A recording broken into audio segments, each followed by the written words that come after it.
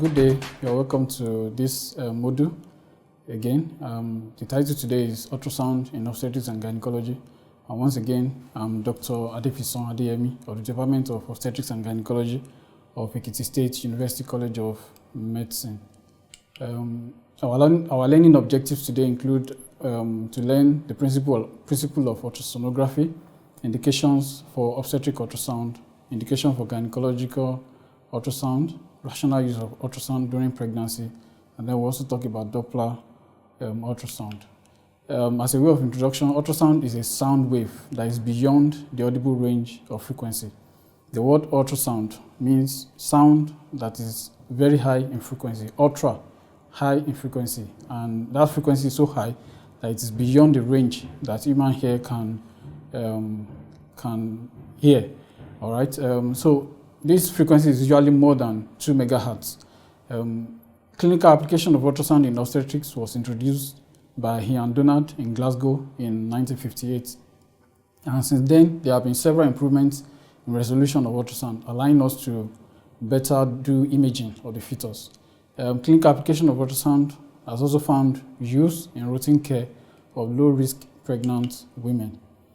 Ultrasound is produced by vibration of synthetic piezoelectric crystal in response to rapid alternating electric potential situated in the transducer of an ultrasound machine.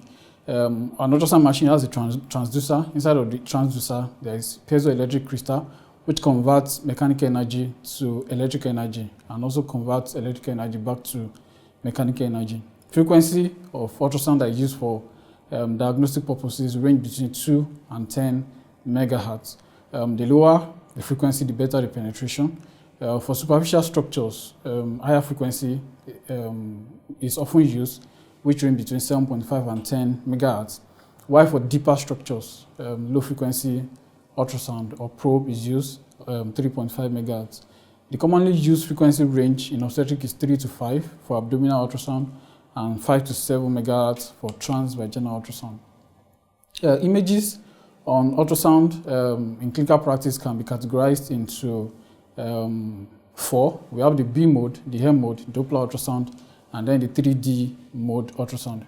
The B mode is brightness mode, is two-dimensional images, which shows the width of the structure that is being studied and the brightness, while the M mode study moving organs like a fetal heart.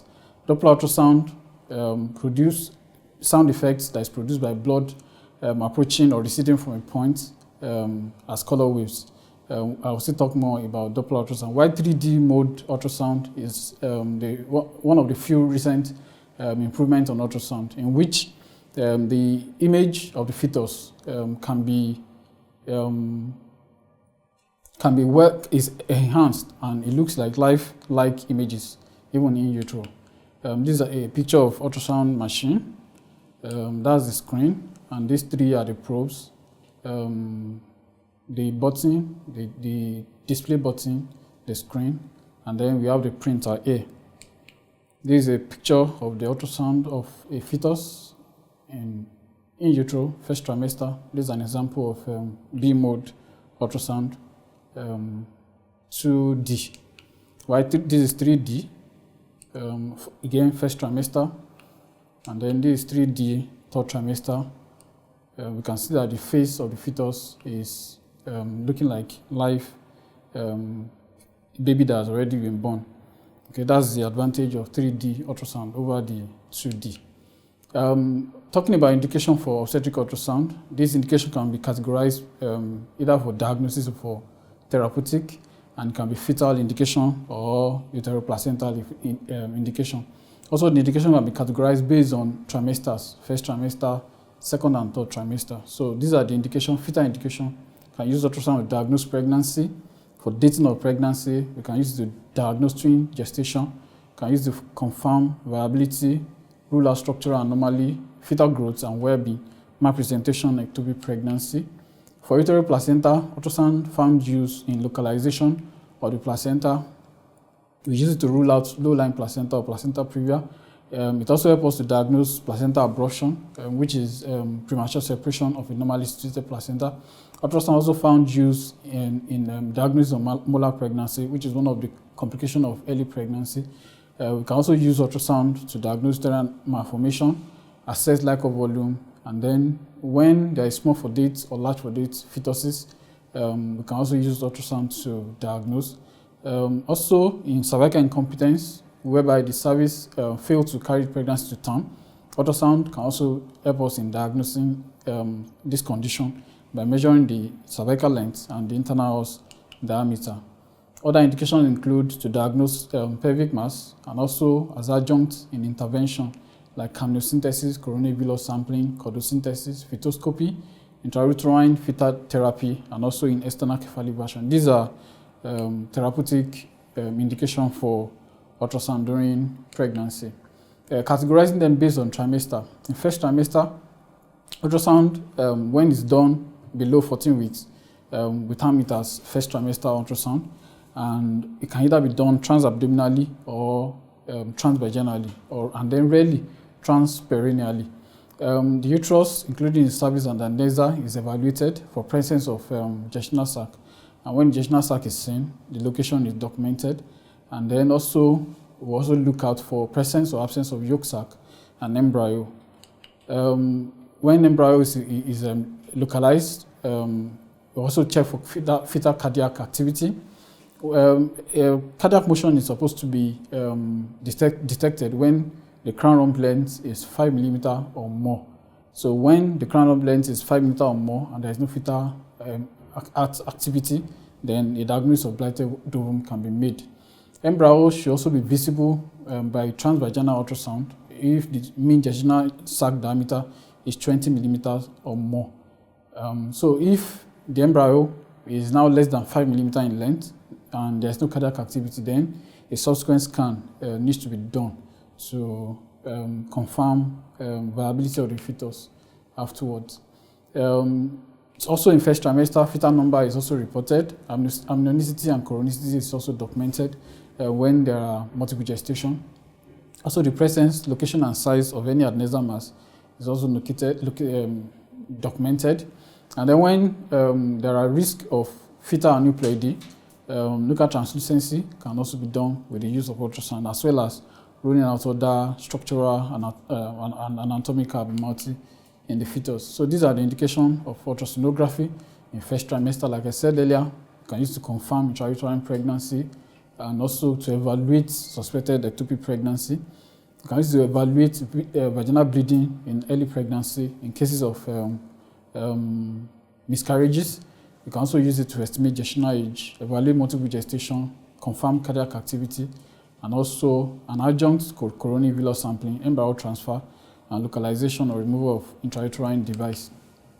Also, we use it to assess fetal anomaly like anencephaly, also maternal pelvic adnexa or uterine anomaly, also in fetal aneuploidy and arachniform mole. It's very important to also note that for dating, different parameters in the fetus can be used for dating, and at different gestational age, different parameters are used. Between 4 and 6 weeks, we use gestational sac diameter.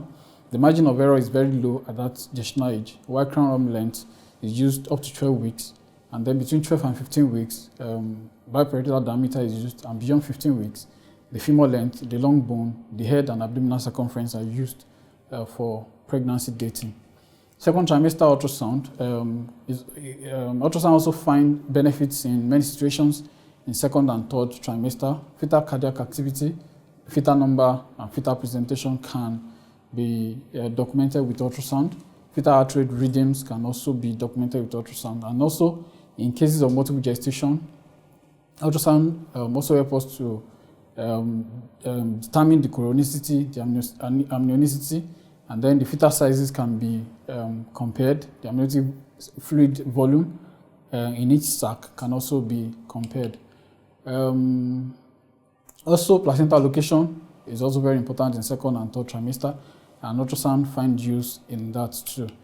Beyond gestational age, in first half of the pregnancy, like I mentioned, crown rump length is used and is very accurate for dating.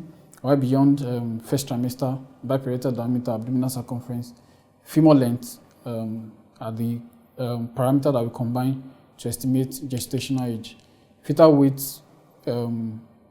is also one of the things that ultrasound can help us to evaluate in second and third trimester. Fetal weight is very important because it can be a pointer to fetal growth restriction. So it's very important, and ultrasound helps us in second and third trimester. And parameter that the ultrasound machine uses to calculate gestational age, the estimated fetal weight is the biparietal diameter, the head circumference, abdominal circumference, the femur length. Okay. Typically, growth evaluation is also done with ultrasound, and this is done 2 to 4 weeks apart. These are a list of indication of ultrasound in second and third trimester. I mentioned virtually most of them. Evaluation of cervical insufficiency, which is also known as cervical incompetence.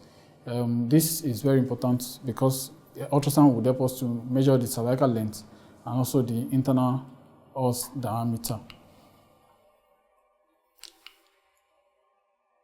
Okay, ultrasound also helps in premature rupture of membrane, which is when there is potential rupture of membrane before onset of labor.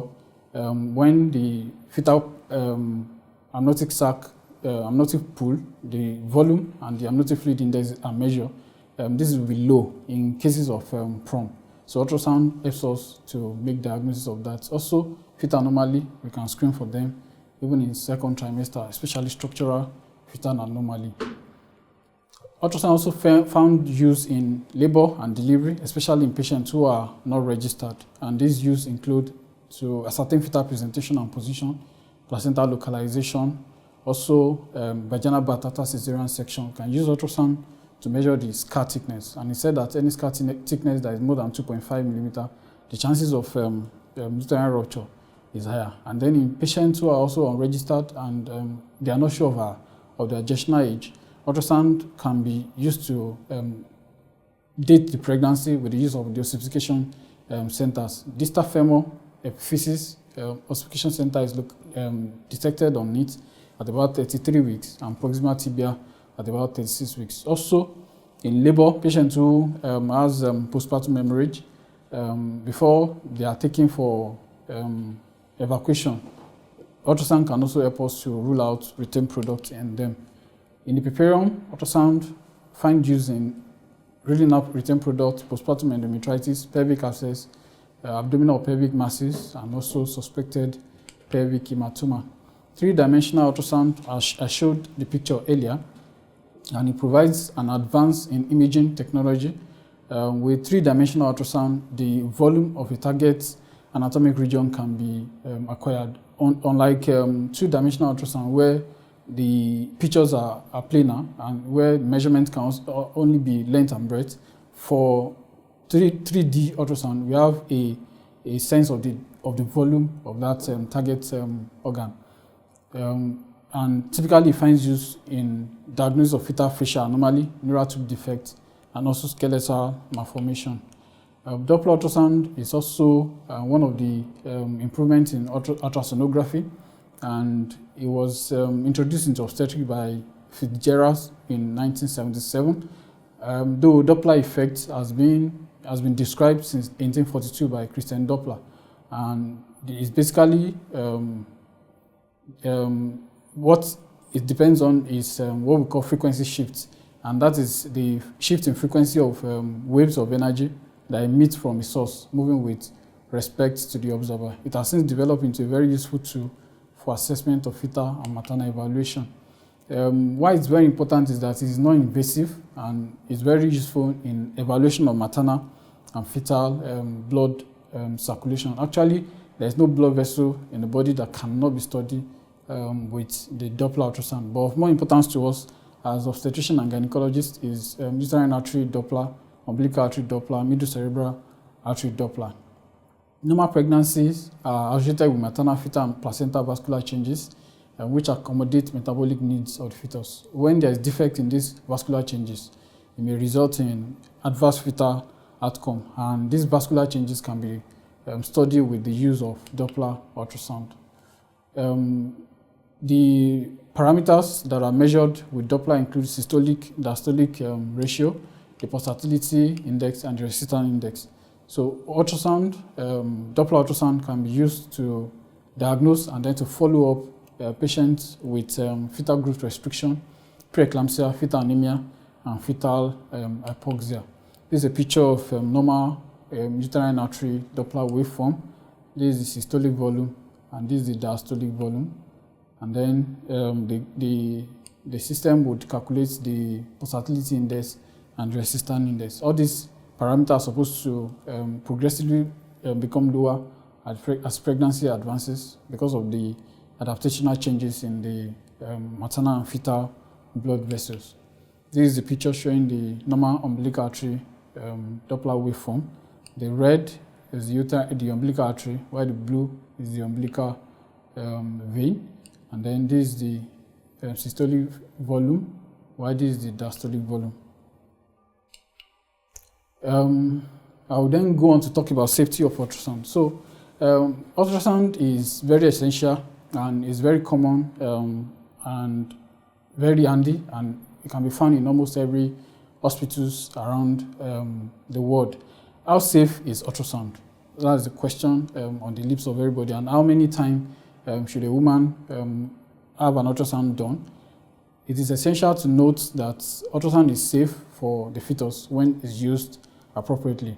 Though researchers have shown that ultrasound has an effect on tissue by causing temperature elevation, formation of microtubules, and cavitation. However, there's no evidence that ultrasound is harmful during pregnancy. But as a guide, it is believed that ultrasound should be performed only when there is valid indication, and the lowest possible ultrasound exposure should be used to gain necessary diagnostic information, and this should be done under as low as reasonably achievable principle. This principle is very important when we are using ultrasound, as low as reasonably achievable. So we're using the lowest possible ultrasound exposure to gain the diagnostic or therapeutic end that we want. Casual use of ultrasound, especially during pregnancy, should be avoided. And these include not asking a woman to do ultrasound because she wants to see the picture of the fetus, or she wants to know the fetal sex, or any other non-medical indication. Ultrasound should not be used for any of such. So when ultrasound is used as low as reasonably achievable, then it is largely safe. Ultrasound also finds use in gynecology. Difference between ultrasound in gynecology and obstetrics is because one of them is that a full bladder is essential in gynecologic ultrasonography, while that's not essential in obstetric sonography. But when a transvaginal ultrasound is done, full bladder may not be necessary. In gynecology, we can use ultrasound to evaluate different uterine pathology like uterine fibroid, adenomyosis, adenatiform mole. We can use the localized IUCD, diagnose hematocorpus and hematometra, endometrial polyp, and also congenital uterine malformation. Also, we can use ultrasound in evaluation of infertility. We can use it for follicular monitoring, to diagnose endometriosis, ovarian and adnexal masses like ovarian cyst, polycystic ovary, ovarian cancer. Also in ectopic pregnancy, ultrasound is very important. For ectopic pregnancy, there will be empty uterus, and then one will be able to demonstrate the fertilized ovum outside the endometrial cavity. Also in pelvic inflammatory disease, ultrasound is very important. It can detect pelvic collection in pelvic inflammatory disease. So that takes us to the end of this lecture. So in the last 20 to 30 minutes, I've been talking about ultrasound in obstetrics and gynecology. I started by talking about principle of ultrasound. I talked about the indication in obstetrics, the indication in gynecology, and then I mentioned recent advances in 3D ultrasound, Doppler ultrasound, and also I mentioned rational use of ultrasound and safety of ultrasound. Thank you.